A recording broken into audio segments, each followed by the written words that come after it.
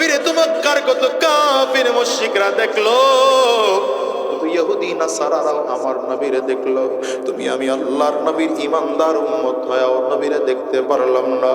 নবীরে যদিও দেখি নাই, কিন্তু নবীর রওজায় অন্তত গিয়া দাঁড়াইতে মনে চাই কি চায় না? একটু আওয়াজ করে বলো।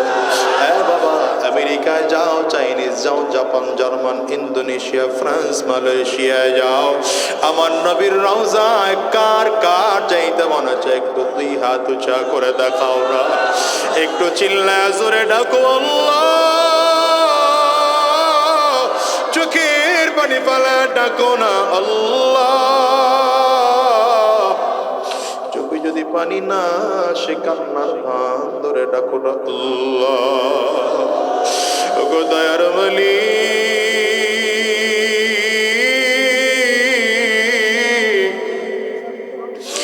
যতজন মানুষ আমরা দুইটা হাত ভিক্ষুকের মতো করে বাড়াইলাম, আয় আল্লাহ সবাই মিলে তোমার কাছে একটা আবেদন জানাই, জীবনে একটা বার হলেও তোমার নবীর রওজা না দেখাইয়া, কাবা তাওয়াফ না করাইয়া আল্লাহ জমিন থেকে নিও না, নিও না, নিও না।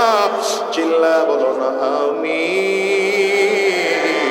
মনের মাধুরী মিশিয়ে হৃদয়টা উজাড় করে বলো, মনে বড় আশা ছিল। বলো না, দিল উজাড় করে বলো না, মনে বড় আশা ছিল যাব মদিনায়। মনে বড় আশা ছিল যাব মদিনায়। সালাম আমি করব কি? বলো সালাম নবীর রওজা।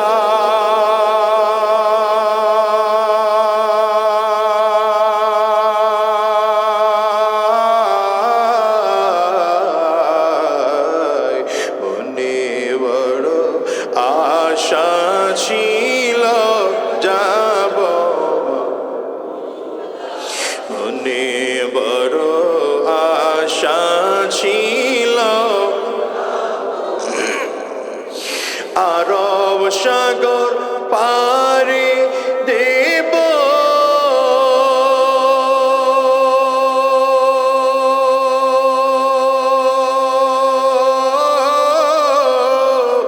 নাই কয় আমার তোরি।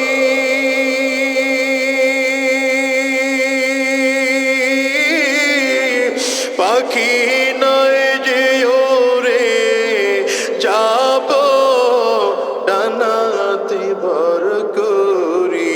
বলো না, আরব সাগর পারি দেব,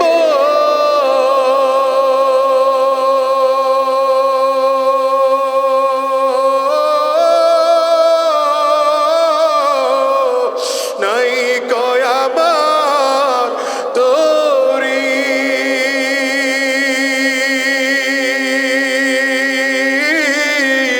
পাখি নয় যে ওরে যাব ডানাতে ভর করি। আশা আছে সম্বল নাই। বলো না, আশা আছে করে কিও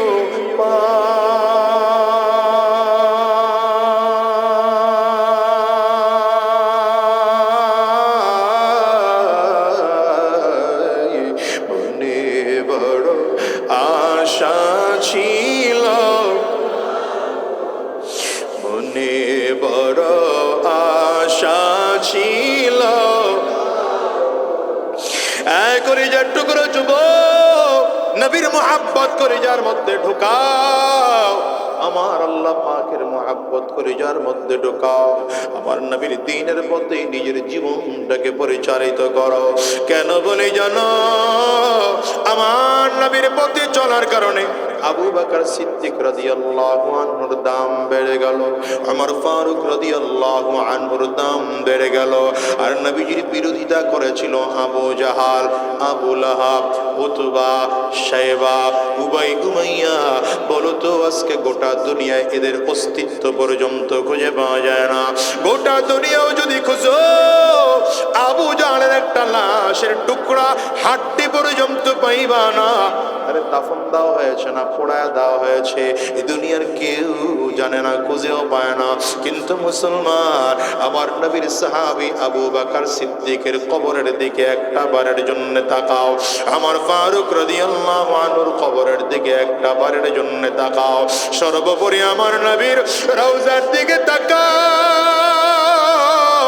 আমার নবীর রওজার এত দাম, গোটা দুনিয়া যদি 1000 বার 1,00,000 কোটি বার বিক্রি করা হয়, আমার নবীর রওজার সমতুল্য হবে না। তাকায় দেখো তো আমার নবীর রওজা জিয়ারত করার জন্য গোটা দুনিয়া থেকে কত লক্ষ লক্ষ লক্ষ মানুষ নবীজির রওজায় যায়। নবীজির রওজার পাড়ে দাঁড়া কাঁদে আর বলে, আল্লাহ তোমার নবীর তো কাফিররা দেখলো, তোমার নবীর কত বেঈমানরা দেখলো, আমরা তোমার নবীর উম্মত দেখতে পারি নাই। ওই সবুজ গম্বুজের দিকে তাকায় কত আল্লাহর বান্দা কান্না করে আর ডেকে বলে, মালিক তোমার নবীর সবুজ গম্বুজ যদি এত সুন্দর হয়, তোমার নবী না জানি কত সুন্দর। আয় আল্লাহ, অন্তত যদিও চর্মচক্ষে আর নবীরে দেখতে পারবো না, স্বপ্ন যোগে হলো একটা বারের জন্য আমার নবীরে দেখার তৌফিক দিয়ে দিও। এ বাজান, স্বপ্ন যোগে আমার নবীরে দেখতে চাও না? বলো না দেখতে চাও না? যদি দেখতে চাও সুন্নতি আমল বাড়ায় দাও, দ্বীনের পথে চলা শুরু করো, বেশি বেশি দুরূদ পড়ো, দামি বিছানা নয় পবিত্র বিছানায় ঘুমাও, ওযু করা অবস্থায় ঘুমাও, আর 2 রাকাত নফল নামাজ পড়ে পড়ে ঘুমাও, দিলে দুরূদ শরীফ পড়তে পড়তে ঘুমায় যাও। আর মালিকরে বলো, আল্লাহ স্বপ্ন যুগে তোমার নবীরে দেখার একটু সুযোগ করে দিও। তোমার নবীরে দেখলে নাকি জাহান্নামের আগুন হারাম। আয় আল্লাহ, তোমার নবীরে দেখার সুযোগ করে দিও। ও দুনিয়ার মুসলমান, দেখুন নবীজির রওজার কারণে আবু বকর সিদ্দিক রাদিয়াল্লাহু আনহুর কবরের দামটাও বেড়ে গেল। নবীজির রওজার কারণে ওমর ফারুকের কবরের দামও বেড়ে গেল। আমার নবীর সালাম দিতে যাও তো আবু বকর সিদ্দিকেরও সালাম দিতে হয়, আমার নবীর সালাম দিতে যাও তো আমার ফারুককেও সালাম দিতে হয়, কারণ আমার নবীর পাশে আবু বকর সিদ্দিক ঘুমায়, আমার নবীর পাশে আমার ফারুক ঘুমায়। দুনিয়ার মুসলমান, এই মানুষগুলো এত দামি কেন হলো? আমার নবীজির দেখানো পথে চলেছে। বাজার, যদিও নবী জমিন থেকে বিদায় হয়ে গেলেন, নবী আর আসবেন না, আমার নবী আর জমিনে আসবেন না, কিন্তু আমার নবীর কোরআন ও সুন্নাহ এখনো জমিনে আছে না নাই? জোরে জোরে চিল্লায় বলো না। আর আমার জন্য আমার নবী এখন রওজায় বসে বসে কান্না করে। আমার নবী তোমার আমার কাছে দিন পৌঁছানোর জন্য ওই বদরের ময়দানে সশরীরে রক্ত ঝরিয়েছেন, যুদ্ধ করেছেন, উহুদের ময়দানে নবীজির দান মুবারক শহীদ করেছে। আরে আমার নবী কেমন জানো, উহুদের ময়দানে বীর বিক্রমে আমার নবী যুদ্ধ করে বেঈমানগুলো আমার নবীকে লক্ষ্য করে বারবার বারবার করে তীর মারে। তীরের একটা আঘাত এসে আমার নবীর এই খুলি মুবারকে ঢুকে যায়। আমার নবীর মাথার থেকে লোহার টুপিটা ভেঙে গেল, লোহার টুকরা আমার নবীর মাথার মধ্যে ঢুকে গেল। নবীজির ওখান থেকে রক্ত টপ টপ টপ টপ করে বের হতে আরম্ভ করেছে। আমার নবী বেহুশ, পাথরের আঘাত লেগে আমার নবীর দুটো দাঁত ভেঙে জমিনের মধ্যে পড়ে যায়। এই মানুষগুলো ঘোষণা দিল, কুতিলা মুহাম্মদ, মুহাম্মদ জমিন থেকে বিদায় হয়ে গেল। দুনিয়ার মুসলমান, তোমার আমার কাছে দিন পৌঁছানোর জন্য নবীজি তায়েফের জমিনে গিয়ে মার খেয়েছে। আমার নবীর কোনো অপরাধ না, তায়েফের জমিনে গিয়ে শুধু গলিতে গলিতে ঘুরে আর আমার নবী বারবার করে ডেকে ডেকে বলে, ইয়া আইয়ুহান নাস কুলু লা ইলাহা ইল্লাল্লাহ তুফলিহুন। তায়েফবাসী কালিমা পড়ে ফেলো, মুসলমান হয়ে যাও, সফল কাম হয়ে যাবে। এতটুকু আমার নবীর অপরাধ ছিল। বেঈমান তায়েফের কাফির মুশরিকেরা রাবারের গুলিগুলোর মধ্যে ছোট ছোট পাথরের টুকরাগুলো ঢুকে টেনে টেনে আমার নবীর গায়ে মেরেছে। এত জোরে আঘাত, আমার নবীর চামড়া ছিদ্র হইয়া কুষ্ঠের মধ্যে পাথরের টুকরা ঢুকে যায়। নবীজি হাঁটতে পারেন না, মাথা ছিদ্র হয়ে রক্তগুলো টপ টপ করে শরীরের মধ্যে পড়ে। রহমতের নবী আমার কদম বাড়াইতে পারেন না, বেহুশ হয়ে নবীজি জমিনের মধ্যে পড়ে গেলে বেঈমানগুলো এখনো দাঁড়ায় আছে। নবীজির হুশ ফিরে আসলে আবারও মারবে, আমার নবীকে আবারও মারবে। নবীজি আবার দ্বিতীয়বারে যখন হুশ ফিরে আসলে বেঈমানগুলো আমার নবীর গায়ে আবারও পাথর মারতে আরম্ভ করেছে। কি অপরাধ বলো? আমার নবীর কোনো অপরাধ নাই। বেঈমানগুলো মেরে মেরে আবারও দ্বিতীয়বারের মতো আমার নবীর বেহুশ বানায় ফেললো। আবার যখন হুশ ফিরে আসছে, আমার নবী ধীরে ধীরে ধীরে হাঁটতে আরম্ভ করেছে। রক্তে পুরো কাপড় লাল। চোখে যদি পারো চোখের পানিগুলো ফেলে ফেলে কান্না করো। কিয়ামতের ময়দানে অন্তত মালিকের সামনে দাঁড়িয়ে বলতে পারবো, আল্লাহ, নবীর দেখি নাই, নবীজির কথাগুলো শুনে শুনে ওয়াজ মাহফিলে গিয়ে কান্না করেছিল। দিল টানে নরম বানায় কান্না করো, চোখের পানি ফেলা কান্না করো। যুবক রে, পয়গম্বর ধীরে ধীরে হাঁটতেছেন, সামনের দিকে আগায়। নবীজিরে আবার লক্ষ্য করে বেঈমানগুলো পাথর মারে। নবীজি ঠোঁটটা শুকায় যায়, গলা শুকায় যায়, সামনের দিকে আগাইতে পারেন না। কূপের কাছে আসলেন, নবীজি একটু পানি পান করবে, বেঈমানগুলো পাথর দিয়ে কূপের মুখটা ঢেকে দিয়েছে। আবার নবী আবারও বেহুশ হয়ে জমিনের মধ্যে পড়ে গেলে, আয় আল্লাহ, রহমতের নবী যখন তৃতীয়বারের মতো বেহুশ, সব ফেরেশতারা আল্লাহর সামনে দাঁড়া গিয়া ডাক দেয়, ওগো আল্লাহ, তোমার কি মায়া লাগে না? তোমার কি দয়া হয় না?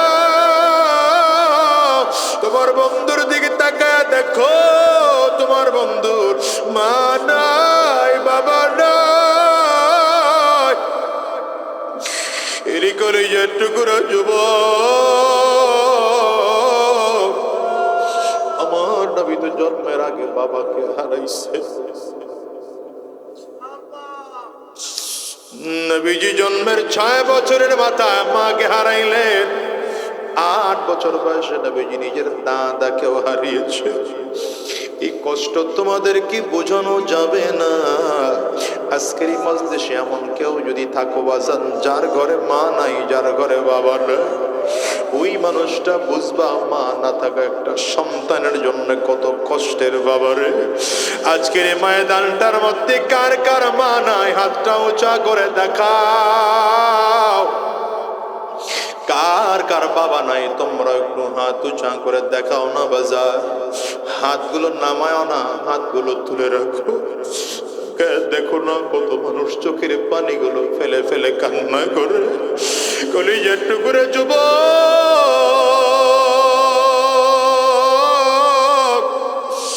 আজকের মাহফিলের মোনাজাত করে গেলে বাসায় চাইবা, দরজার মধ্যে টোকা লাগাইবা, মা তোমার দরজা খুলে দিবে, বাবা তোমার দরজা খুলে দেবে। এই মানুষগুলোর চেহারার দিকে তাকাও, এরা তো কি মানুষ।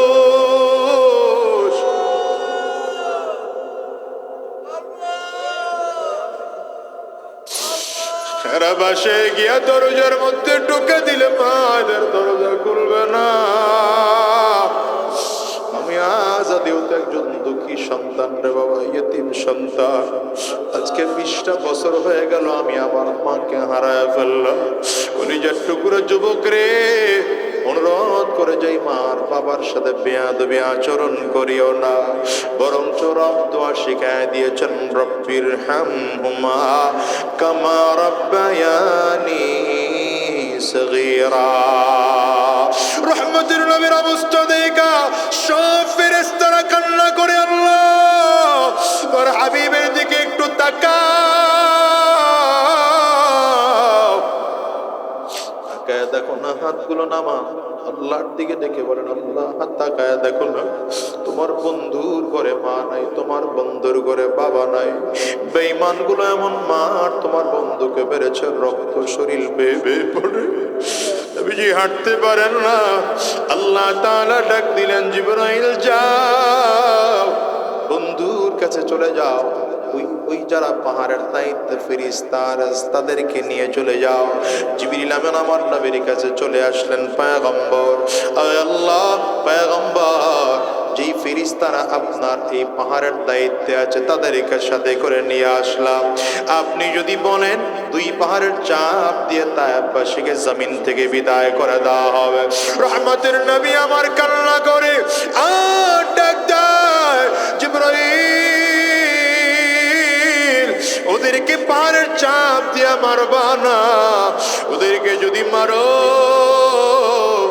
আমি নবী কার কাছে গিয়ে দ্বীনের দাওয়াত দেব? ও যুবক রে, একটু খেয়াল কি করেছো? রহমতের নবী যখন এমন কাফিরদের হাতে মার খায়, তখন ও কাফিরদের বিরুদ্ধে আমার নবী বদদোয়া দেয় না, বরং আশ্চর্যের ব্যাপার, নবীজি নিজের রক্তটা পর্যন্ত জমিনে ফেলতে দেয় না। নবীজি নিজের চাদর দিয়ে রক্ত মুছে মুছে ভাঁজ করে রাখে। নবীজির সাথে সেই দিন যায়েদ ইবনে হারেসা নবীজির পালক ছেলে ছিলেন। জিজ্ঞাসা করলেন, পয়গম্বর আপনার রক্ত কেন আপনি জমিনে পড়তে দেন না? নবীজি কান্না করেন আর ডেকে বলেন, যায়েদ রে, আমি নবীর রক্ত বড় পবিত্র রক্ত, এই রক্ত তায়েফবাসী না বুঝি জড়িয়েছে, আমি নবীর বড় ভয় হয় এই রক্ত যদি জমিনের মধ্যে পড়ে আমার আল্লাহ তাআলা রাগ করে ফেলবেন, হয়তো রাগ করে তায়েফবাসীকে কোনোদিন ফসল তায়েফে দিবেন না, তাইলে তায়েফবাসী না খেয়ে মারা যাবে। এরে দুনিয়ার যুবক, ওই মায়ের নবীর আজকে বলে গেছো, ওই মায়ের নবী এখনো কবরে রোজায় বসে বসে তোমার আমার জন্য কাঁদে, তোমার আমার জন্য এখনো রোজায় বসে বসে কাঁদে, আর এখনো বলে, রব্বি হাবলি উম্মতি, রব্বি হাবলি উম্মতি। হাদিসে আসছে কিয়ামতের ময়দানে সব নবীরা যেদিন ইয়া নফসি বলবে, মানুষ তাকে দেখবে, সূর্য মাথার বুড়ো মাথ উপরে দেখা যায়, মাথার মগজগুলো সূর্যের তাপে টকবক টকবক করে ফুটতেছে এমন মনে হয়। সকল নবীরা আল্লাহ আমারে বাঁচাও, আল্লাহ আমারে বাঁচাও, আল্লাহ আমারে বাঁচাও, ইয়া নফসি বলে চিৎকার করবে। হঠাৎ করে মানুষগুলো শুনবে কোথা থেকে যেন আওয়াজ আসতেছে, রব্বি হাবলি উম্মতি, রব্বি হাবলি উম্মতি। আয় আল্লাহ আমার উম্মতরে বাঁচাও, আয় আল্লাহ আমার উম্মতরে বাঁচাও। মানুষগুলো তাকায় দেখবে আর কেউ নয়, তো তোমার আমার নবী। ও কলিজার টুকরা যুবক, আজকে সেই নবীরে বলে গেলা, অনুরোধ করে যাই বাবা, আল্লাহ তাআলা যদিও তোমার আমার মধ্যে গুনাহ করার শক্তি দিয়েছে, সাবধান, গুনাহ করা যাবে না, গুনাহ করা যাবে না, গুনাহ তো করা যাবেই না, বরঞ্চ নিজের আকলটা খাটায়া কোরআন ও সুন্নাহর পথে চলা লাগবে, এমনকি নবীজির বাতানো পথে চলা লাগবে। সাবধান, যদি গুনাহ হয়ে যায় তো আমার মালিকের কাছে তওবা করবা, রাতের অন্ধকারে দাঁড়ায় যাও আর মালিকের কাছে চিল্লায় চিল্লায় কাঁদতে থাকো, তাহাজ্জুদ নামাজের মধ্যে দাঁড়ায় আর ডেকে বলো, আল্লাহ আমার চেয়ে বড় গুনাহগার জমিনে কেউ না, আমার চেয়ে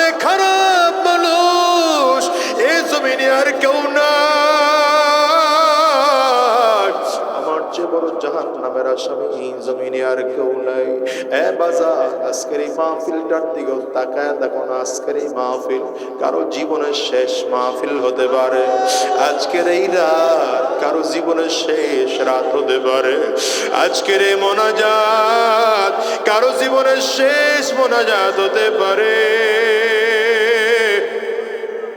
বাজান রে, ওই জন্য অনুরোধ করে গেলাম, দুনিয়ার মহাব্বত ছেড়ে দাও, নিজের গুনাহের কথা স্মরণ করে কান্না করো। দেখো হাত দিয়ে কত গুনাহ করেছি, এই পা দিয়ে জীবনে কত গুনাহ করেছি, এই চোখ দিয়ে জীবনে কত গুনাহ করেছি, এই কান দিয়ে জীবনে কত গুনাহ করেছি। যদি কান্না না আসে তো কান্নার ভাম ধরো, হাত ডানে বামে তাকাও, তাকায় দেখো না কার চোখের কোটায় বালি।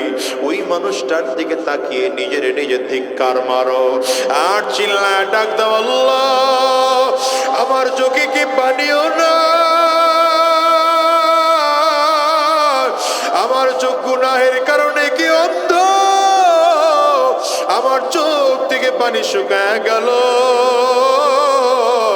আয় আল্লাহ, আজকের ময়দান থেকে সবাই মিলে ওয়াদা করে বের হও, আর হারাম রাস্তায় চলবো না, আর শয়তানি রাস্তায় চলবো না, আর গুনাহের পথে চলবো না।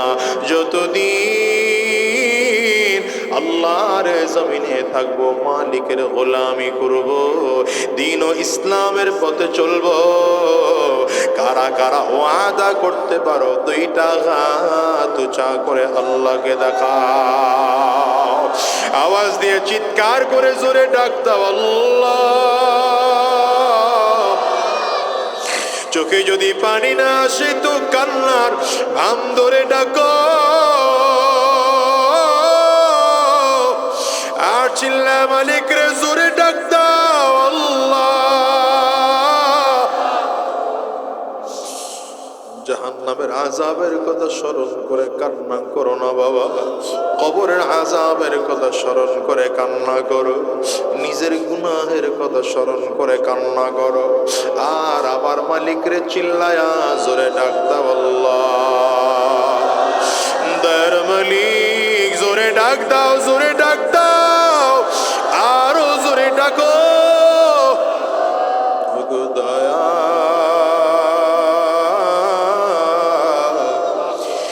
মাওলা রে।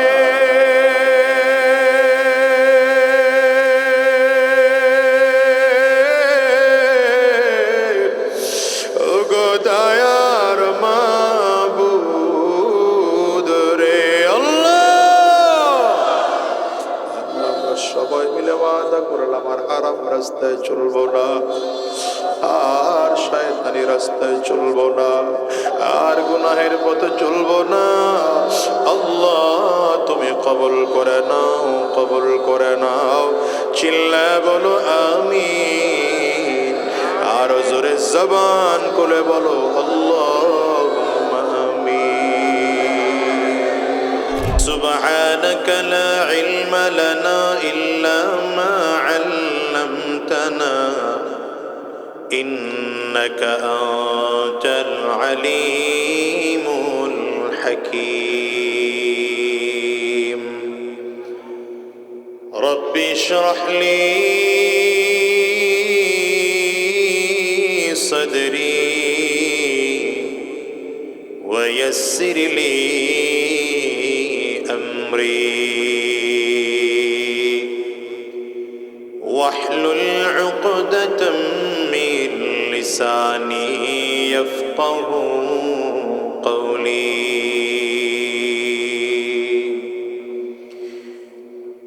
يا من يجيب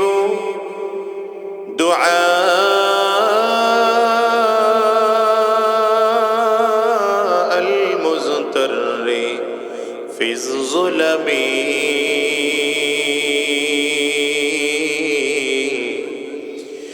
يا كاشف الضر والبلوى مع السقم قد نام حول البيت وانتبهوا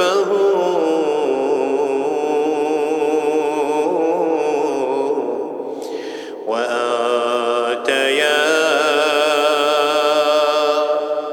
حي يا قيوم لم تنمي أدعوك ربي حزينا هائما قلقا فارحم بكائي بحق البيت والحرم فارحم بكائي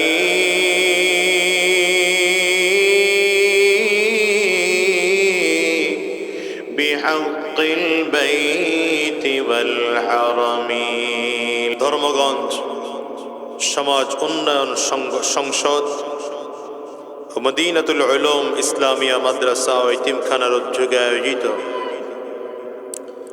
আজকের একদিন ব্যাপী ১৬তম বার্ষিক ওয়াজ মাহফিল। আজকের এই মাহফিলের মোহতারাম সম্মানিত সভাপতি, সম্মানিত অতিথি বৃন্দ, মঞ্চে উপস্থিত জাতির রাহবার, জাতির সরদার সরতাজ হযরত উলামায়ে কারাম সহ অন্যান্য নেতৃবৃন্দ, সম্মুখপানে সমবেত দিন প্রিয়, ইসলাম প্রিয়, দিনদার ইমানদার মুমিন মুসলমান মর্দে মুজাহিদ ভাইরা, মুরব্বী বাবা জিরা, যুবক বন্ধুরা, কচি কাঁচা মাসুম বাচ্চারা, পর্দার অন্তরালে অবস্থানরত সম্মানিতা শ্রদ্ধেয় মা ও বোনেরা, আল্লাহ পাকের শুকর যে আল্লাহ তাআলা আপনাকে আমাকে অত্যন্ত দয়া করে, মায়া করে, মহব্বত করে ভালোবেসে আজকের এই কোরআনী মজলিসে, জান্নাতি বাগানে, ঈমানদারদের মজলিস, আল্লাহ ওয়ালাদের মজলিসে, বিশেষ করে আল্লাহ পাকের জাকিরিন ও শাকিরিন বান্দাদের মজলিসে যে রব্বি করিম, মৌলাই করিম আপনাকে আমাকে আসার বসার তৌফিক দান করেছেন, সে মহান রব্বুল ইজ্জত ওয়াল জালালের দরবারে শুকর আদায় করি। আমরা সকলেই জবান খুলে আওয়াজ দিয়ে জোরে সোরে বলি আলহামদুলিল্লাহ।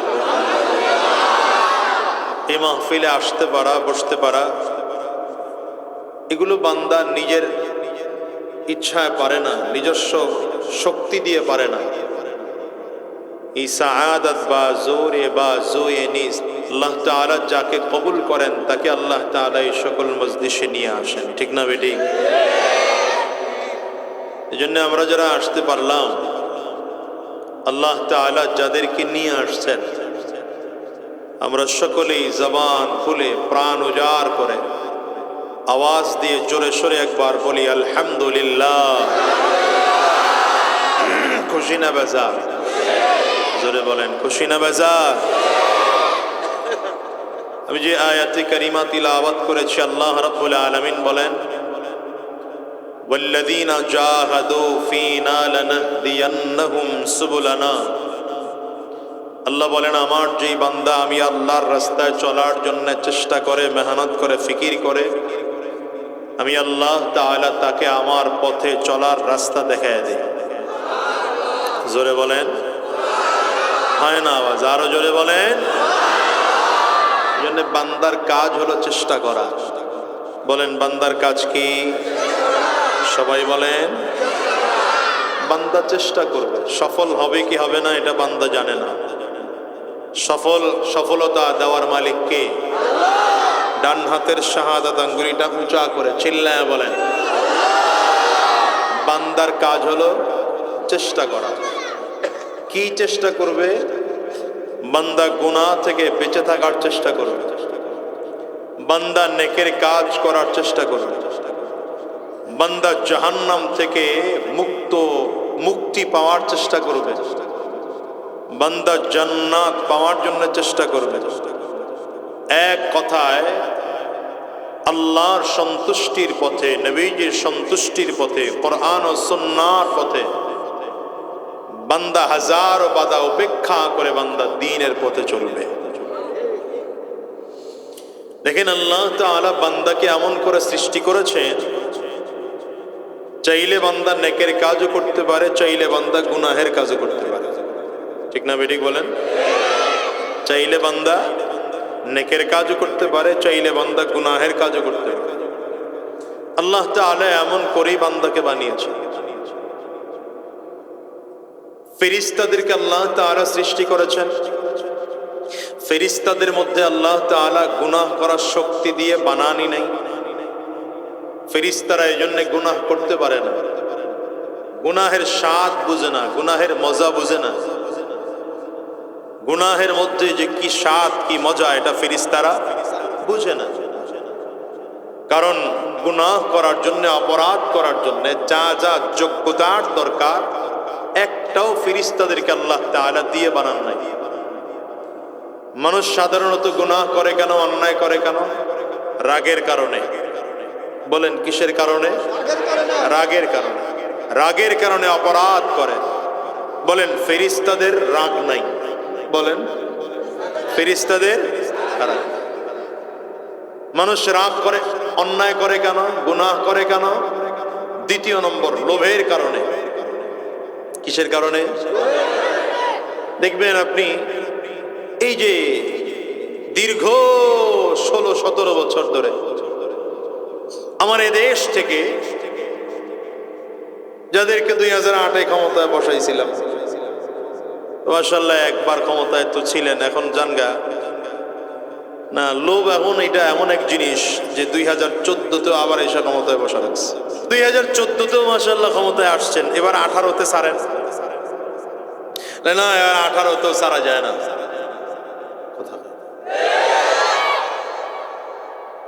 কেউ কিছু না করলেও রাতের বেলায় তাহাজ্জুদের টাইমে আমার নিজস্ব ছেলে বানরে দিয়া 5 বছর আগে মুরব্বী মারা গেছে, এই মুরব্বীর ভোট দেওয়ায় আবার ক্ষমতায় দিতে হবে।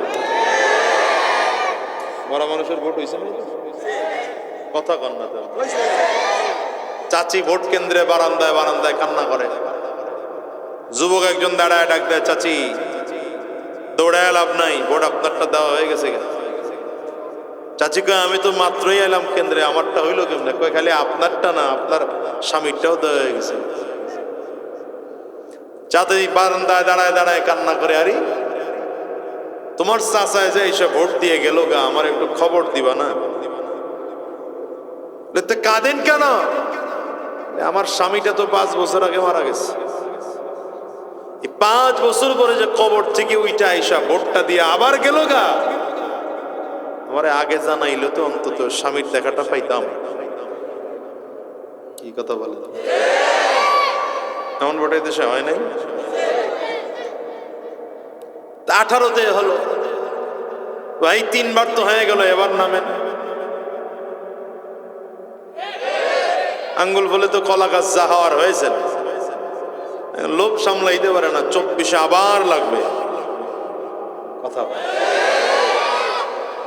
লোভ কেন? দেখে ক্ষমতায় থাকলেই শুধু টাকা টাকা টাকা, সম্পদ।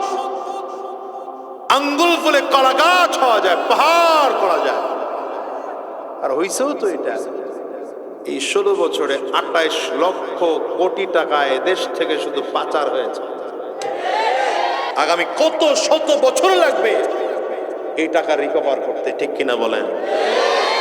এই জন্য আমি বলেছিলাম যে বাংলাদেশে কিচ্ছু দরকার নাই, শুধু দুর্নীতি বন্ধ করেন। শুধু দুর্নীতি,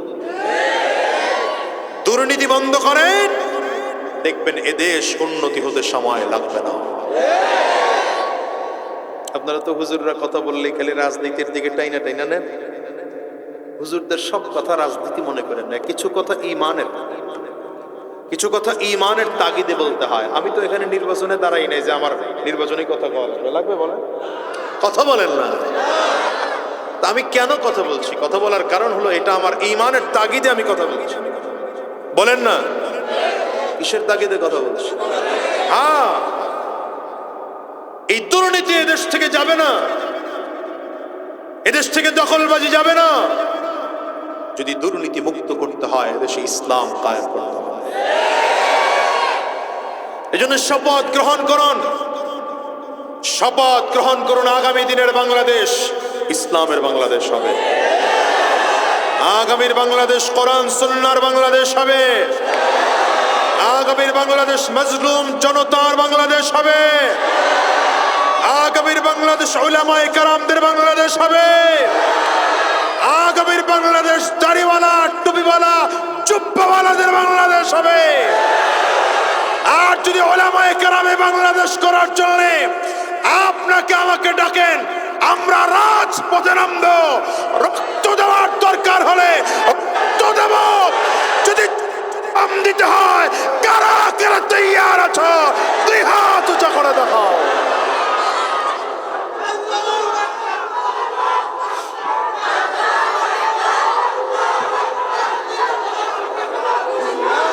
আল্লাহ কবুল করুন, বলেন আমিন। আরো জোরে বলেন আমিন। ইসলাম ছাড়া, বসেন বসেন, ইসলাম ছাড়া এদেশে শান্তি আসতে পারে না। কি ঠিক না বেঠিক বলেন? সুতরাং অপেক্ষা করেন। হুজুরদেরকে শুধু গালি দিয়েছেন, হুজুরগর কথা তো শোনেন নাই। এবার সময় আসছে হুজুরদের কথা শুনে নিজের জীবনে বাস্তবায়ন করেন। বলছিলাম লোভের কারণে এমন হলো যে আরো চাই, আরো চাই, আরো চাই, আরো চাই। কত 2041, 61, 81 স্বপ্ন দেখানো হয়। পরিস্থিতি এমন হলো যে দুপুরের খানা পাকানো হয়েছে, খাইয়ে যাওয়ার সুযোগ হয় না। কি ঠিক না বেটি? এই অন্যায়গুলো কেন? লোভের কারণে। বলেন না, ফেরেশতাদের লোভ নেই, কথা হয় না। ফেরেশতাদের হিংসার কারণে মানুষ অন্যায় করে। 3 নম্বর, মানুষ অন্যায় করে কেন বলে? হিংসার কারণে। গুনাহ করে, অপরাধ করে হিংসার কারণে। ফেরেশতাদের হিংসাও নাই, বলেন না। ফেরেশতাদের কি নাই? মানুষ অন্যায় করে কেন? গুনাহ করে কেন? অপরাধ করে কেন? যৌন চাহিদার কারণে। কিসের কারণে? ফেরেশতাদের যৌন চাহিদাও নাই। তার মানে অপরাধ করার জন্য যা যা দরকার, লাভ, রাগ, লোভ, হিংসা, যৌন চাহিদা, একটাও ফেরেশতাদের কথা বলে না। ফেরেশতাদের আকল আছে, বলেন কি আছে? তো মানুষ যেই যেই কারণে অন্যায় করে, গুনাহ করে, অপরাধ করে, রাগের কারণে, হিংসার কারণে, লোভের কারণে, যৌন চাহিদার কারণে, ফেরেশতাদের একটাও নাই। তো ফেরেশতাদের আকল আছে, বলেন ফেরেশতাদের কি আছে? কথা বলেন, ফেরেশতাদের কি আছে? আবার জানোয়ারের দিকে তাকান, গরুর দিকে তাকান, গাধার দিকে তাকান, শিয়ালের দিকে তাকান, শুয়োরের দিকে তাকান। এদেরকে আল্লাহ তাআলা অপরাধ করার জন্য যা যা দরকার সব দিয়েছে। যেমন জানোয়ারের মধ্যেও রাগ আছে, জানোয়ারের মধ্যে হিংসা আছে, জানোয়ারের মধ্যে লোভ আছে, জানোয়ারের মধ্যে যৌন চাহিদাও আছে। আছে না নাই? জানোয়ারের মধ্যে আকল নাই, আছে? বলেন না, বলেন না, বলেন না। জানোয়ারের মধ্যে আকল আছে। ফেরেশতাদের মধ্যে গুনাহ করার শক্তি নাই, কিন্তু আকল আছে। জানোয়ারের মধ্যে গুনাহ করার, অপরাধ করার শক্তি আছে, কিন্তু আকল নাই। মানুষকে আল্লাহ কেমন করে বানাইলেন? মানুষের মধ্যে দুইটা আছে, কথা কয় না। মানুষের মধ্যে রাগ আছে, হিংসা আছে, লোভ আছে, যৌন চাহিদাও আছে, আবার আকলও আছে। কি ঠিক না বেঠিক? এই রাগ, হিংসা, লোভ এটা কিন্তু মানুষের অর্জনকৃত না। এটা আল্লাহ তাআলা বান্দার মধ্যে সৃষ্টিগতভাবে দিয়ে রাখছেন। এই রাগ, হিংসা, লোভ এটা বান্দা অর্জন করে নাই, আল্লাহ তাআলা সৃষ্টিগতভাবে বান্দার মধ্যে দিয়ে রাখছেন। ছোট বাচ্চার মধ্যেও রাগ আছে। আপনি দেখবেন আজকের এই মাহফিলে ওই যে দোকানপাট বসছে না, এখানে 6 মাসের একটা বাচ্চা বা 1 বছরের ছোট্ট বাচ্চা কিছুই বোঝে না, ওরে নিয়ে দোকানে আসছে। কোনো একটা খাবার অথবা খেলনা দেখে বাচ্চার পছন্দ হয়েছে, বারবার করে আপনারে বলতেছে ওইটা কিনে দাও, ইশারা দিয়ে বুঝাইতেছে। আপনি কোনো কারণে দেন নাই, মেজাজ গরম, ঠিক না? দাড়ি ধরে টানতেছে, খামচি দিতেছে, থাপ্পড় দেয়, কিল দেয়, ঘুষি দেয়। আচ্ছা, এই বাচ্চা কি বুঝে? আগে বলেন তো, কিছুই বুঝে না। কিন্তু ওই যে আল্লাহ তাআলা জন্মগতভাবে ওর মধ্যে রাগ দিয়ে রাখছেন, এই জন্য ও রাগ করতেছে। লোভ বাচ্চাদের মধ্যে আছে, আপনি দেন না বাচ্চারা, এই না একটা বাচ্চা একই বয়সের দুই বাচ্চা, একজনকে আপেল দুইটা দেন আর একজনকে একটা দেন, যাকে দুইটা দিছেন সে খুশি, যারে একটা দিছেন সে বেজার। হয়তো ওটা ফিকে ফেলায় দিবে, নয়তো ওর কাছ থেকে ওই দুইটার একটা টাইনা নিতে যাবে। কেন করলো বলেন? লোভ। আল্লাহ তাআলা বান্দার মধ্যে সৃষ্টিগতভাবে দিয়ে রাখছেন। হিংসা বাচ্চাদের মধ্যেও আছে, কি আছে না নাই? আপনি দেখবেন পরীক্ষা করার জন্য একই বয়সের দুই বাচ্চা, একটা আপনার ভাতিজা একটা আপনার ছেলে, কোনোদিন একটু ভাতিজারে আদর বেশি করে দেখেন, আপনার ছেলে আদর একটু কম করে দেখেন। আপনার ছেলের মেজাজ গরম, সে আরেক দিক ফিরে আছে, চোখ লাল হয়ে গেছে। কেন বলেন তো? হিংসা কাজ করে। আমার বাপ আদর করবে আরেকজনরে, আমাকে বাদ দিয়ে হয় না। কি কথা বলেন? বান্দার মধ্যে আল্লাহ তাআলা গুনাহ করার শক্তিও দিয়েছেন, আবার আকলও দিয়েছেন। কেন? আল্লাহ বুঝাইতে চাইলেন, গোলাম যদি তুমি তোমার আকল দিয়ে রাগ নিয়ন্ত্রণ করতে পারো, হিংসা নিয়ন্ত্রণ করতে পারো, লোভ নিয়ন্ত্রণ করতে পারো, যৌন চাহিদা নিয়ন্ত্রণ করতে পারো, বদ আখলাক গুলোকে নিয়ন্ত্রণ করতে পারো, তবে আমি আল্লাহ পাকের ঘোষণা, ওয়ালাকাদ কাররামনা বনি আদম, ওয়ালাকাদ কাররামনা বনি আদম, আমি আল্লাহ তাআলা ওই মানুষটার জন্য ঘোষণা করে দিলাম, এই মানুষটা দুনিয়ার মধ্যে সব মাখলুকের থেকেই শ্রেষ্ঠ। কিন্তু বান্দা তোমার মধ্যে আকল আছে, আকল দিয়ে রাগ নিয়ন্ত্রণ করতে পারো নাই। আকল আছে কিন্তু আকল দিয়ে হিংসা নিয়ন্ত্রণ করতে পারো নাই। আকল আছে, আকল দিয়ে লোভ নিয়ন্ত্রণ করতে পারো নাই। আকল দিয়া বদ আখলাক গুলোকে নিয়ন্ত্রণ করতে পারো নাই। তো রব বলেন, উলাইকা কাল আনআম বাল হুম আযাল, উলাইকা হুমুল গাফিলুন।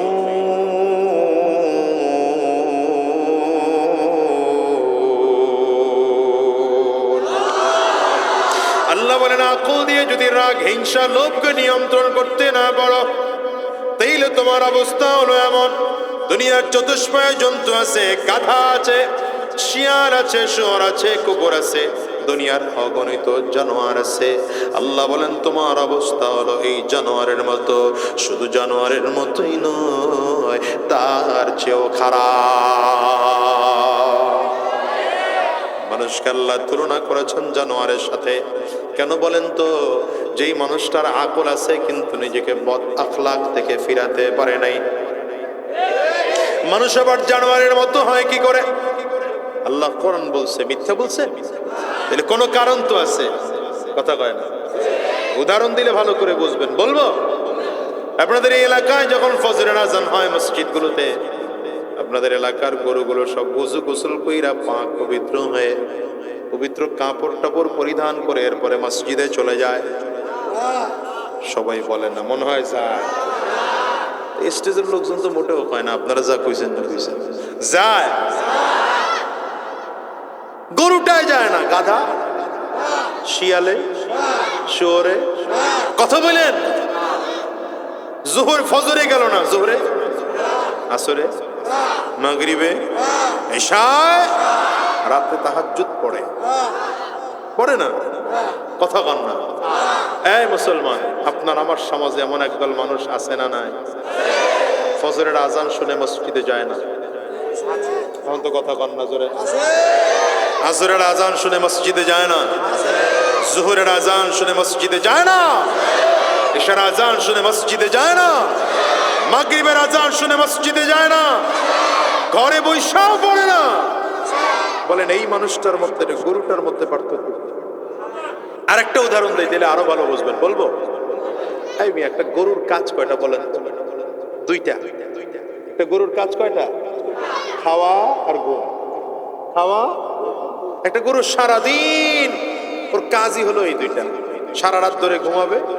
আপনি 8টা 8:30টায় রোদ উঠলে গরুরে নিয়ে ওই যে কি বলে ঘাসের মধ্যে বাইন্ধা রাইখা আসলেন, ঠিক না? আপনাদের এদিকে তো ক্ষেত ক্ষেত নেই, আছে?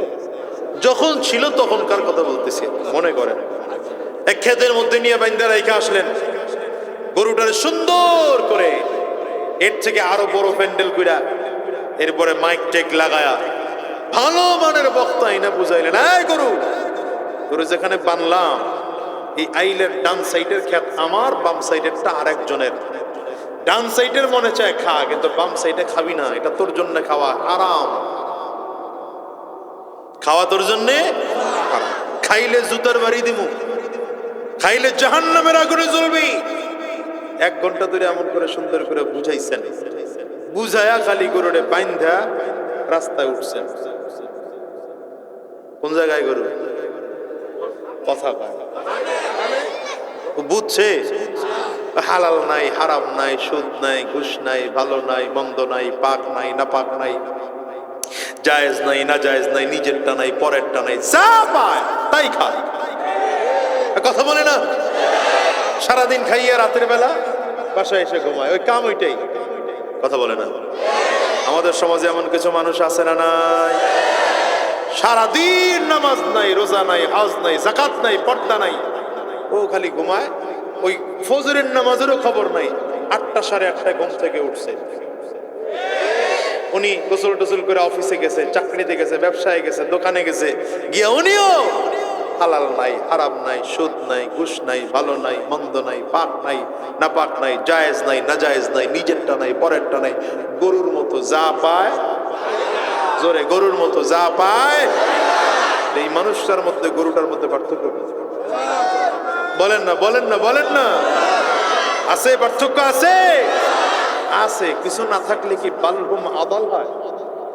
আল্লাহ বলেন খালি সমান সমান না, তার থেকেও খারাপ, গরুর থেকেও খারাপ, গাধার থেকেও খারাপ।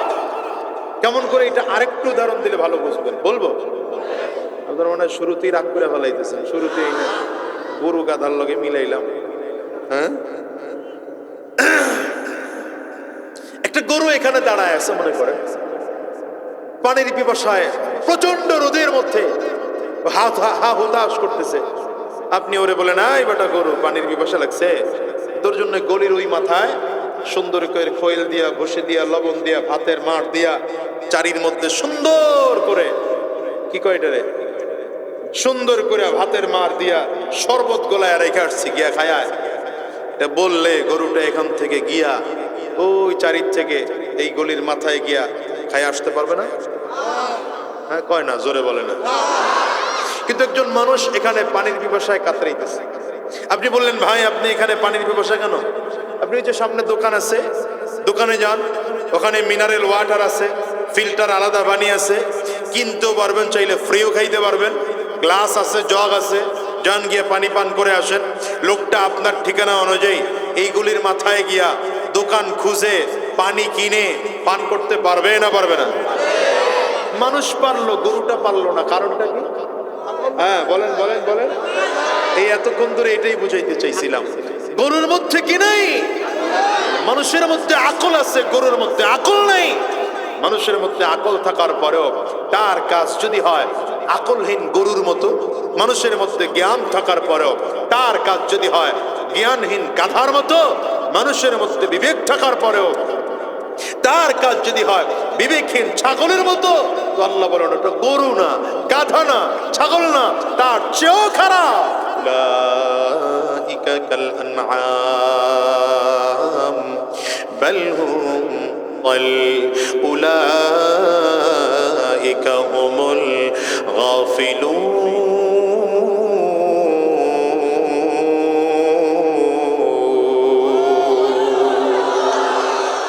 এই জন্য আল্লাহ বলেন দুনিয়াতে একদল মানুষ এমন আছে যে মানুষগুলো দুনিয়ার চতুষ্পায় জন্তুর থেকেও খারাপ। তবে সাবধান, মানুষ চাইলে ভালো মানুষও হতে পারে।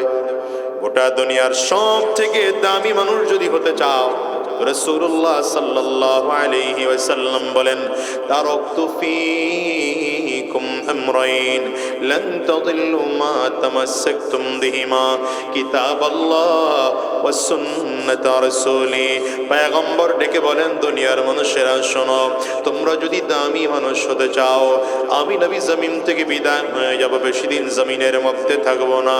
তবে আমি নবী জমিন থেকে বিদায় নেওয়ার পরেও তোমাদের মাঝে দুটো জিনিস রেখে গেলাম। এক হলো আমার আল্লাহ পাকের কোরআন, দ্বিতীয় নম্বর আমি নবীর সুন্নাহ। এই দুটো জিনিসকে যদি মজবুত করে ধরে রাখতে পারো, পয়গম্বর বলেন জিন্দেগিতে কোনোদিন তোমরা পথভ্রষ্ট হবে না।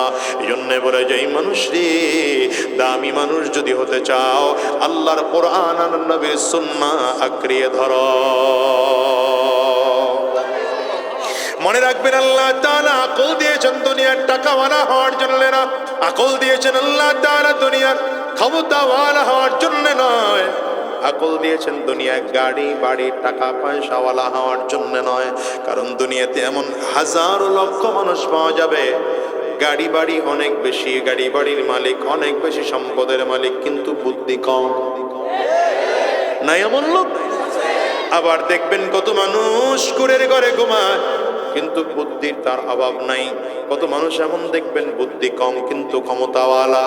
আবার এমন মানুষ খুঁজতে পাওয়া যাবে যাদের মোটেও বুদ্ধি অনেক বেশি, বুদ্ধি কিন্তু ক্ষমতা মোটেও নাই। চায়ের দোকানে বসে বসে দাঁড়ায় দাঁড়ায় গল্প দেয়, আমার কথা যদি শুনতো তাইলে পালানো লাগতো না।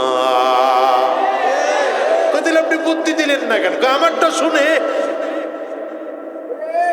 কি কথা কন না কেন? এই জন্য আল্লাহ তাআলা আকল দিয়েছেন দুনিয়ার টাকাওয়ালা হওয়ার জন্য নয়, গাড়িওয়ালা বাড়িওয়ালা হওয়ার জন্য নয়। আল্লাহ আকল দিয়েছেন জাহান্নাম জান্নাত চিনার জন্য। জান্নাতের পথ কোনটা বান্দা চিনো, জাহান্নামের রাস্তা কোনটা বান্দা চিনো। হালাল হারামের মধ্যে পার্থক্য বোঝার জন্য, হালাল গ্রহণ করো, হারামকে পরিত্যাগ করার জন্য, সত্য মিথ্যা চিনার জন্য, সত্য গ্রহণ করে মিথ্যাকে পরিত্যাগ করার জন্য। ও মুসলমান, আল্লাহ তাআলা দিয়েছেন আকল জায়েজ না জায়েজ চিনার জন্য। জায়েজকে গ্রহণ করো, না জায়েজ পরিত্যাগ করার জন্য। কিন্তু বড় আফসোস, এই আকল দিয়ে তুমি আর আমি দুনিয়ার টাকাওয়ালা হই, বাড়িওয়ালা হই, গাড়িওয়ালা হই, আকল দিয়া আমার মালিক চিনি না। তোমার এই আকলের কোনো দাম নাই। এমন আকল তো আবু জাহালেরও ছিল। আবু জাহাল তো দুনিয়ার অনেক বড় ক্ষমতাওয়ালা ছিল, আকলওয়ালা ছিল, ঠিক না? ঠিক না?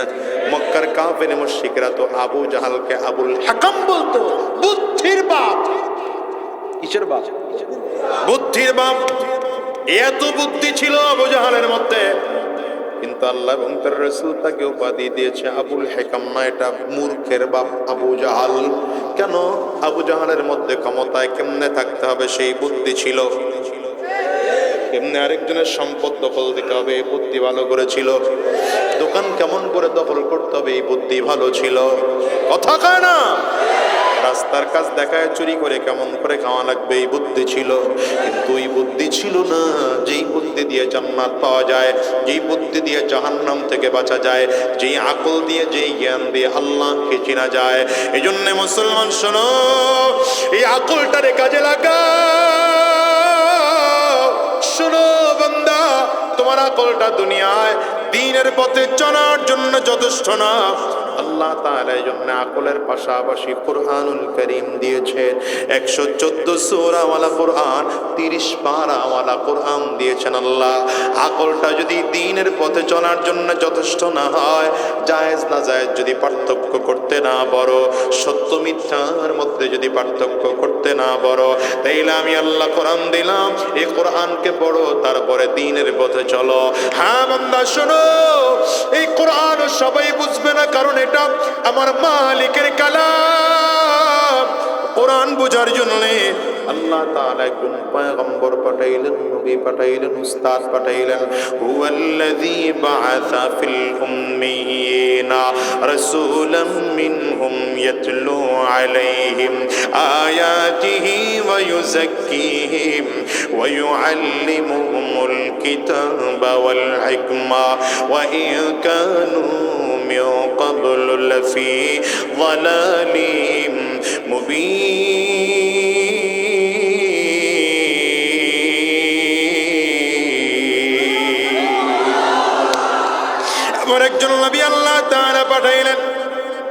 যেই নবী গোটা দুনিয়ার সবার উস্তাদ, আল্লাহ তাআলা আমার নবীকে কেন বানাইলেন, কেন জমিনের মধ্যে পাঠাইলেন? পয়গম্বর নিজেই বলেন, বুইস্তু মুআল্লিমা, আমাকে গোটা জাতির উস্তাদ বানায়া জমিনে পাঠানো হয়েছে। চিল্লায় বলেন না আল্লাহু আকবার।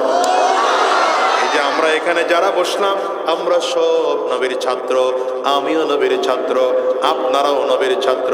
আমার আগে এখানে যিনি কথা বলেছেন তিনিও আমার নবীর ছাত্র। গত বছর এই মাহফিলে যিনি কথা বলেছেন তারাও আমার নবীর ছাত্র। আগামী বছর এই মাহফিলে যারা বয়ান করবেন তারাও আমার নবীর ছাত্র। আমার উস্তাদও আমার নবীর ছাত্র। তবে আমার নবীর ছাত্র সাহাবায়ে কেরাম ছিলেন সরাসরি ছাত্র, আমরা ইনডাইরেক্ট ছাত্র। নবীর ছাত্র হওয়া ছাড়া জান্নাত পাওয়া যাবে না, ঠিক কিনা বলো? রাসূল নামে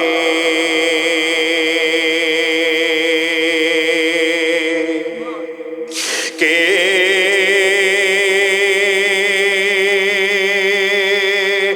এলো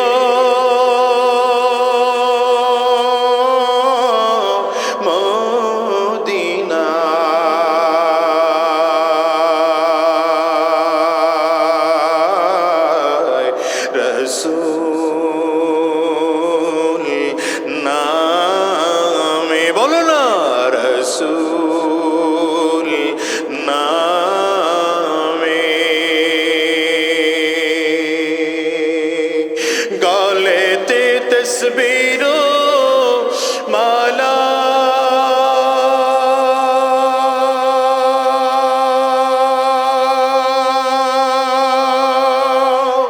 কিলোই কামলিওয়ালা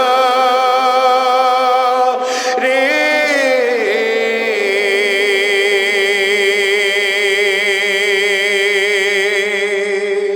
ওরে গলেতে তসবির মালা,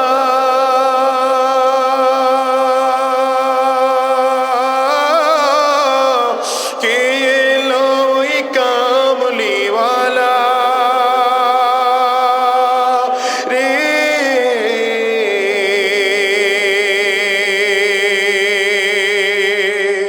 রে আমার বুকের দরজা খোলা, বলো না রে আমার বুকের দরজা খোলা, তাকে ডেকে নিয়ে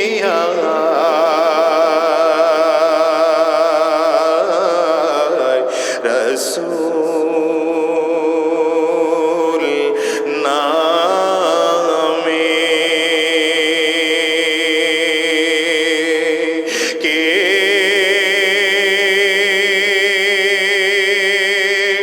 এলো মদিনায়,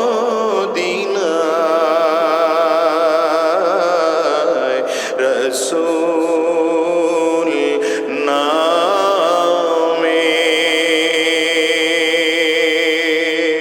রে আকাশের চন্দ্র কেড়ে, বলো না রে আকাশের চন্দ্র কেড়ে, ওকে আল্লাহ মদিনায়,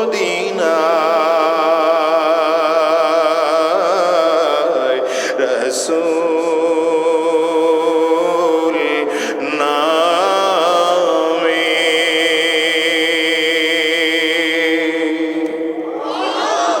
আমরা সব নবীর ছাত্র, সব, ঠিক না?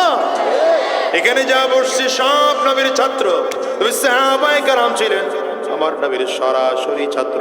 যারা আমার নবীর সরাসরি ছাত্র হয়েছে দুনিয়াতে থাকা অবস্থায় জান্নাতের সার্টিফিকেট পেয়েছে। জন্মসূত্রে জাহান্নামের আসামি আবু বকর সিদ্দিক রাদিয়াল্লাহু আনহু জন্মগ্রহণ করেছেন মা কাফিরা, বাবা কাফির, মা মুশরিকা, বাবা মুশরিক, নিজেও জন্মসূত্রে জাহান্নামের আসামি। কিন্তু নবীজির হাতে হাত দিয়ে কালিমা পড়ে মুসলমান হয়েছেন, জান্নাতের মেহমান। বলেন কিসের মেহমান? আল্লাহু আকবার, আল্লাহু আকবার। এই টাকাওয়ালার জন্য জান্নাত না, ক্ষমতাওয়ালার জন্য জান্নাত না। আবু বকর তো সালার চট পরে চলছেন, সালার চট। কি পড়া বলেন না, জোরে বলেন না বাবা, কি পড়া?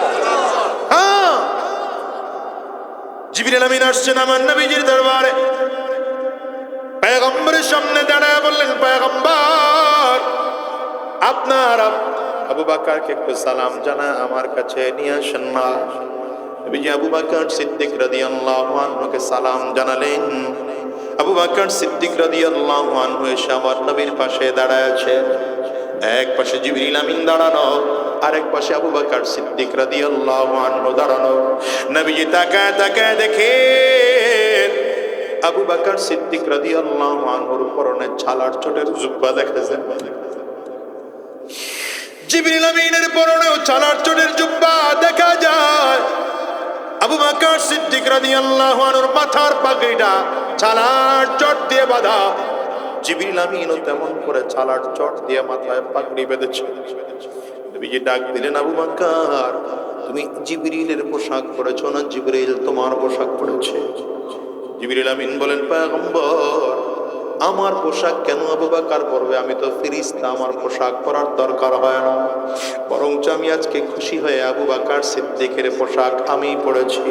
শুধু আমি নই, আসমানের সব ফেরেশতারা আজকে আবু বকর সিদ্দিক রাদিয়াল্লাহু আনহুর পোশাক পরেছে। আমার নবী আবু বকর সিদ্দিক রাদিয়াল্লাহু আনহুর দিকে তাকিয়ে চোখের পানিগুলো ফেলে ফেলে কান্না করেন। আর নবীজি চিন্তা করতেছে, এই আবু বকর তো সেই মানুষ, যেই মানুষটা মক্কার বাজারে সব থেকে দামি ব্যবসায়ী ছিলেন।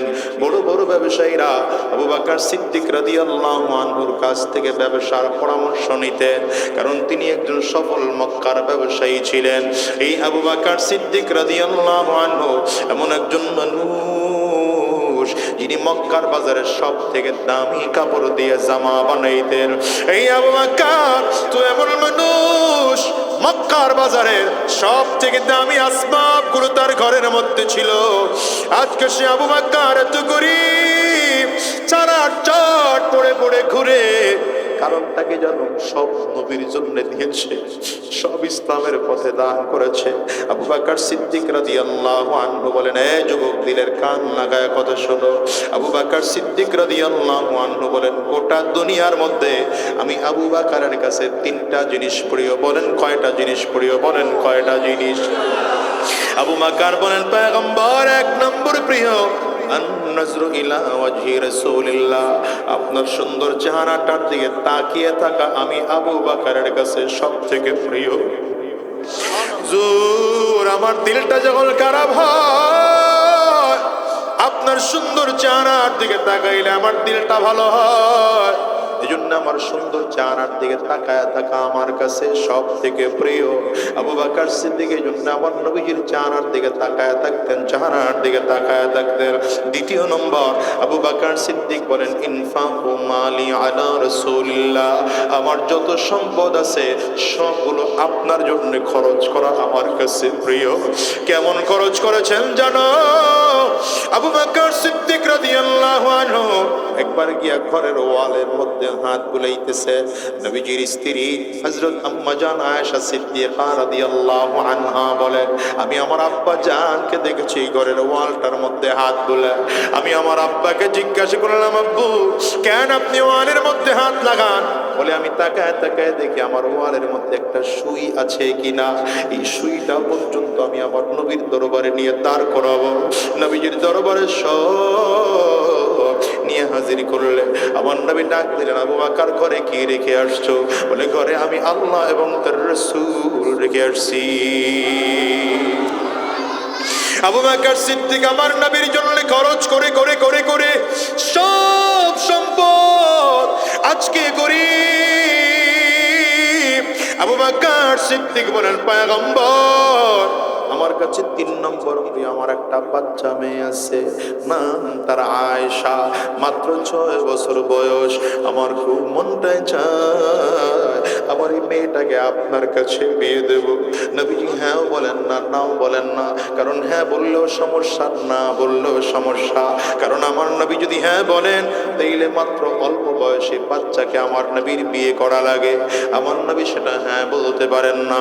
আবার যদি সরাসরি না বলে দেয় তাইলে আবু বকর সিদ্দিক রাদিয়াল্লাহু আনহু কষ্ট পেয়ে যায়। নবীজি চুপচাপ করে বসে আছেন, সাহাবায়ে কেরাম সব সামনে বসা। হঠাৎ করে আমার আল্লাহ জিবরিল পাঠিয়ে দেয়। জিবরিল আমিন আসছেন, রেশমি রুমাল একটা আমার নবীর হাতে দিয়ে বললেন, পয়গম্বর এই রেশমি রুমালটার মধ্যে নাকি একটা মেয়ের ছবি আছে। আল্লাহ তাআলা বলেছেন মেয়েটাকে যদি পছন্দ হয় বিয়ের প্রস্তাব আমার আল্লাহ দিয়ে পাঠাইছে। নবীজি রেশমি রুমালটা করলেন, আস্তে করে ডাক দিলেন, রে আবু বকর দেখো তো এই ছবিটা কার। আবু বকর সিদ্দিক রাদিয়াল্লাহু আনহু চোখের পানিগুলো ফেলে ফেলে কান্না করেন আর বলেন, পয়গম্বর আল্লাহর কসম করে বলি এই ছবিটাই তো আমার মেয়ের ছবি। নবী আমার ডাক দেয়, রে আবু বকর এইবার তোমার মেয়েটা ছোট না বড়, ভালো না মন্দ, কেমন আমার দেখার প্রয়োজন নাই, যেহেতু আমার আল্লাহ তাআলা বলেছেন আমি নবী তোমার মেয়েকে বিয়ে করার জন্য তৈয়ার।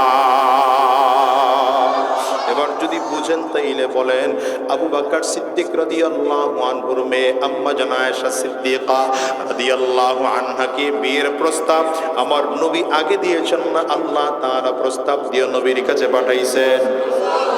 আল্লাহ যদি আমার নবীর কাছে প্রস্তাব দিয়ে পাঠায় তাইলে আমার নবীর চরিত্র নিয়ে কথা বলা যাবে না, ঠিক না বেঠিক? জোরে বলো।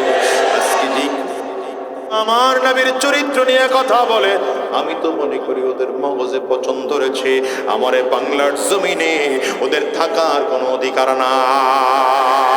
ঠিক কিনা বলো? এই বাংলাদেশে কোন নবীর আশিকের দল আছে? আমার নবীকে কেউ ধর্ষক বলে গালি দেবে, আমরা সহ্য করতে পারবো না। আমি এই জন্য বলেছিলাম, সরকারকে আগেও বলেছিলাম, এখনো বলি, আমার বাংলাদেশে প্রধানমন্ত্রীকে গালি দিলে শাস্তির কথা বলা আছে সংবিধানে। এই বঙ্গবন্ধুরে গালি দিলে তাকেও শাস্তির কথা বলা আছে, কিন্তু আমার নবীর যদি কেউ গালি দেয় এখনো পর্যন্ত সংবিধানে এটা সংশোধন করা হয় নাই। আজকের ময়দান থেকেও বলবো সরকারের দায়িত্ব এটা গ্রহণ করা দরকার। আমার বাংলার জমিনে আল্লাহর নবীকে নিয়ে যদি কেউ কটূক্তিমূলক কথা বলে শরীরে রাখা যাবে না, জমিন থেকে বিদায় করা লাগবে। বলো ঠিক কিনা? ঠিক কিনা? নবী নবী করে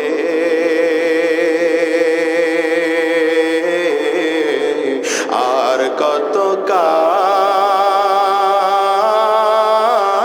আমি কাঁদবো। বলো না, নবী নবী করে আর কত কাল আমি কাঁদবো। আপন নয়নে কবে জানি, আপন নয়নে কবে জানি প্রিয় নবীকে আমি দেখব। নবী নবী করে আর কত কাল আমি কাঁদব। নবী নবী করে আর কত কাল আমি কাঁদব। এই কান্দনের কবে জানি হবে সমাধি, কেঁদে কেঁদে বুকের মাঝে বয়েছে নদী। বলো, এই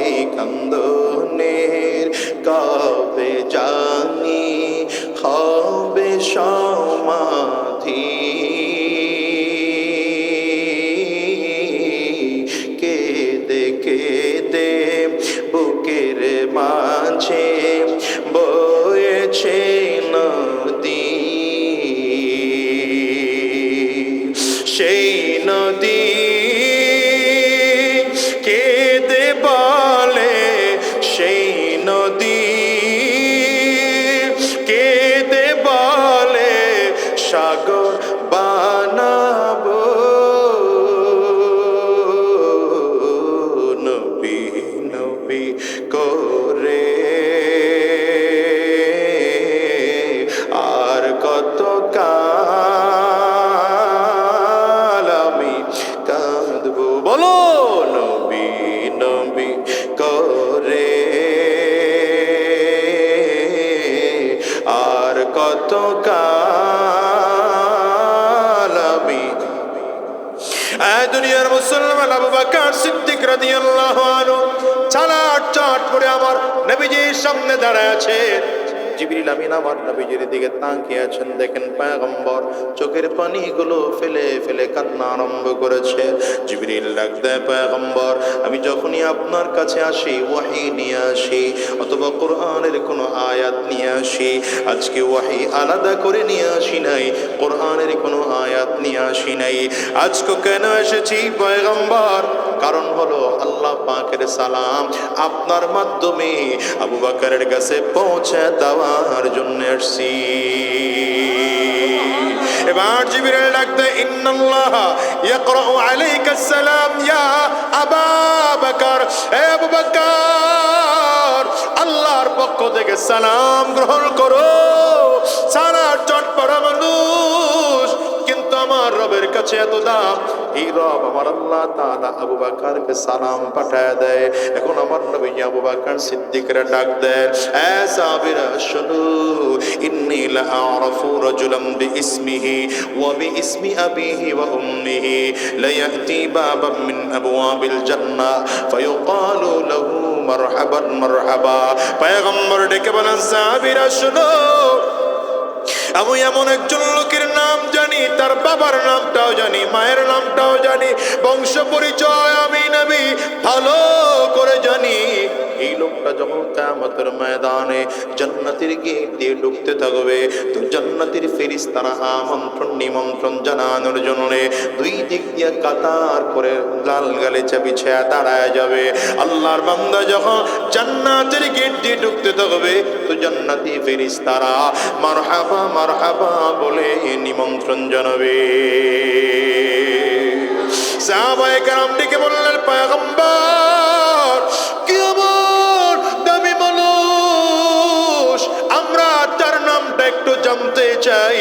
নবী আমার ডেকে বললেন, নামটা জানতে চাও তাইলে জেনে নাও, লোকটার কেউ নয়, লোকটা আমার সাহাবী আবু বকর। দেখো তো কেমন ছাত্র, যে ছাত্রকে আমার নবী জীবদ্দশায় জান্নাতের সার্টিফিকেট দিয়েছেন। উস্তাদ কত দামি উস্তাদ, যে উস্তাদের কাছে লেখাপড়া করলে জান্নাতের সার্টিফিকেট পাওয়া যায়। শুধু তাই নয়, ফজরের নামাজের পর রাহমাতুল লিল আলামিন সাহাবায়ে কেরামদের মাঝে দাঁড়িয়ে ডেকে বলছেন, সাহাবীরা ইন্নী রাআইতু কসরান ফি নাওমি, সাহাবীরা আমি আজকে রাতের বেলা একটা দামি বিল্ডিং দেখলাম। দামি বিল্ডিংটা 4টা দেওয়াল দিয়ে তৈরি করা হয়েছে।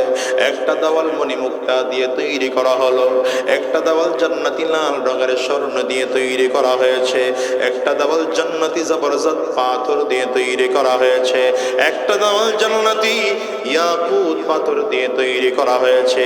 এই জান্নাতের পাথরগুলো গাঁথনি করতে গিয়া মাঝখানে কোনো বালুয়ার সিমেন্ট ব্যবহার করা হয় নাই, মাঝখানে ব্যবহার করা হয়েছে মিশক আর আম্বর। নবী আমার ডেকে বলেন, যেই জান্নাতের ফ্লোরটা বানানো হয়েছে জাফরান দিয়া। পয়গম্বর ডেকে বলেন, দুনিয়ার মানুষ শুনে নাও, এত দামি বিল্ডিং দেখে জিজ্ঞাসা করলাম, লিমান হাদা, এত সুন্দর ঘরটা কার? একজন এসে বললেন, ফাতাম মিন কুরাইশ, এটা কুরাইশ বংশের একজন যুবকের। নবী আমার ডেকে বলেন, যানান্তু ইন্নী মিন কুরাইশ ওয়া ইন্নাহু লি, আমি মনে মনে চিন্তা করলাম আমিও তো কুরাইশ বংশের একজন যুবক, তাইলে মনে হয় জান্নাতের বাড়িটা আমার জন্যই বরাদ্দ করা। নবী আমার ডেকে বলেন, সাহাবীরা এমন চিন্তা করে যখন সামনে এক কদম দুই কদম বাড়াইলাম, হঠাৎ করে আল্লাহর ফেরেশতা এসে সামনে দাঁড়িয়ে গেলেন। পয়গম্বর, এই বাড়িটা আপনার নয়, এবারে আপনার সাহাবী ওমরের। নবী আমার ডাক দেয়, এরে উসমান,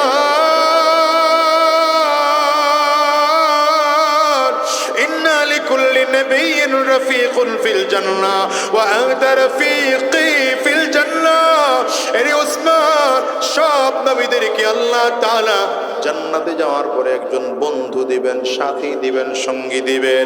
জান্নাতের মধ্যে সাথী সঙ্গী যে হবে সে আর কেউ নয়, সেই হবে তুমি উসমান। নবী আমার ডাক দেয়, জান্নাতের বাড়িটা আমার যেখানে হবে, আমার বরাবর সামনেই হবে তোমার বাড়ি। হযরত আলী রাদিয়াল্লাহু আনহু ডেকে বললেন, পয়গম্বর, আমার বাড়িটা আপনার বাড়ির সামনে হবে না পিছনে হবে এটা বেশি জানার আমার দরকার নয়। আমার জানার দরকার হলো দুনিয়াতে থাকা অবস্থায় আমার দিলটা যখন খারাপ হয়, আপনার সুন্দর চেহারাটার দিকে তাকাইলে আমার দিলটা ভালো হয়ে যায়। ওগো নবীজি, জান্নাতের মধ্যে গিয়েও যদি আপনার দেখতে মনে চায়, চাইলেই দেখতে পাবনি। নবী আমার ডেকে বলে, রে আলী, আমার আল্লাহ তাআলা তোমার জান্নাতের বাড়িটা এমন সুন্দর করে সিটিং ফিটিং করে দিবে, জানালার পর্দাগুলো সরাইবা, দরজার পর্দাগুলো সরাইবা, সরাসরি আমি নবীর চেহারা দেখতে পাইবা।